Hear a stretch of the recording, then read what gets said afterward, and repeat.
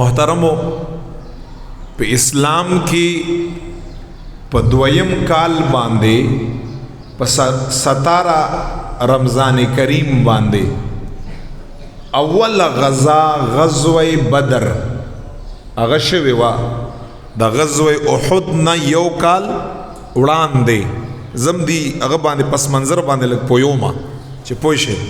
منځ کې بیا د صحابه محبتم یو دو درې قصې احادیث ارته پکې بیانوما قربانی یا او رسول الله مبارک سره محبت یا او د غیرت مظاهره یا او دا صرف ز د بخاری مسلم کتاب المغازی هغه یو خلاصه ارته بیانوما چې پاغي کې سره غلي دي لګي غونډه خبره ټچ پکې دا د تاریخ هم دي په دویم کال د هجرت باندې چې غزوه بدر اوشوا 313 صحابه کرام او تقریبا 2000 کسان یو تاریخی شکست صحابه او کافرانو لا ورکړی دی یو تاریخی شکست او پاغه کې د دوی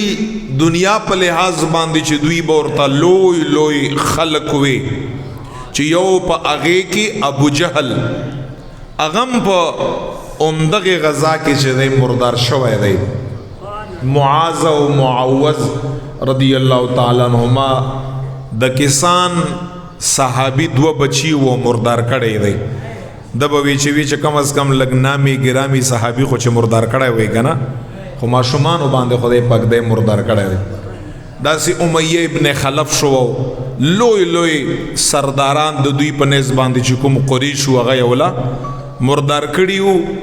او واصل جهنم کړیو تاریخ پاغه باندې گواهی چې دوی په خپلم دا اقرار کا چې په دومره کم تعداد باندې په دنیا چې کله جوړه را آدم علیہ السلام نو وخلا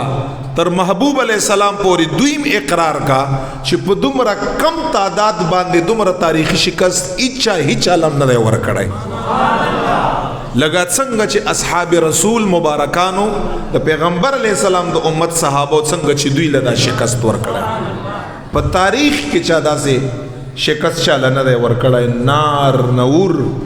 بغیر د اسباب یو سیز نشتا تعداد کم د یو سړی په سر باندې مقابله کې درې کسان چرته څوکړی شي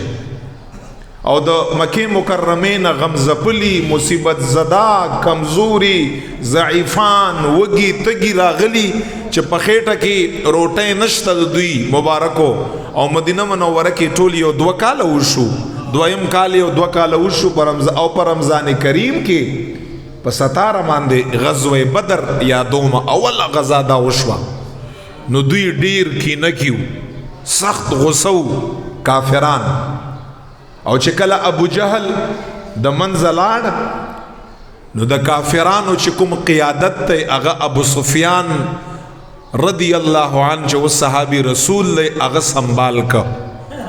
او داغه لاندې 2 صحابه بو خالد ابن ولید رضی الله عنه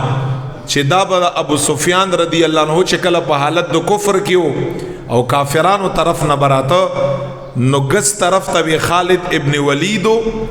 چې هغه ته ویل کېږي میسره غس طرف او یو د میمنه خي طرف ته وایي چې عکرمه ابن ابي جهل چې دا د ابو جهل زوی اکرمه رضی الله بیا اکرمه رضی الله تعالی عنہ صحابي شو خالد ابن ولیدم ایمان قبول کا ابو سفیان رضی اللہ عنہ اغم ایمان بیا قبول کا خدای پاک پاغوی باندې رحم و کرم کو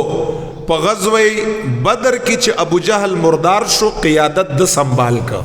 ابو سفیان رضی اللہ اور سره خالد ابن ولید او ابو جهل زوی اکرمه ابن ابي جهل